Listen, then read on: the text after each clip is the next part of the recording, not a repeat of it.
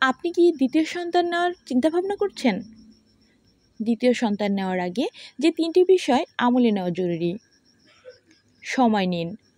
একবার মা হওয়ার পর শরীর, বিশেষ করে জরায়ু আলগা হয়ে যাওয়া, পেটের পেশি ও লিগারমেন্ট পূর্বের অবস্থায় ফিরে আসতে অন্তত ২ বছর সময় নেয়। শরীরকে এই সময়টা আপনার দিতেই হবে। তারপর পরিকল্পনা করুন। অর্থনৈতিক অবস্থা। নিজেদের অর্থনৈতিক অবস্থা বিবেচনায় নিন। একটা সন্তানের দুধ, প্যাম্পাস, ডে কেয়ার, সাহায্যকারী, চিকিৎসা, স্কুল, পোশাক, আরও প্রয়োজনীয় নানা ধরনের জিনিসের প্রয়োজন আছে।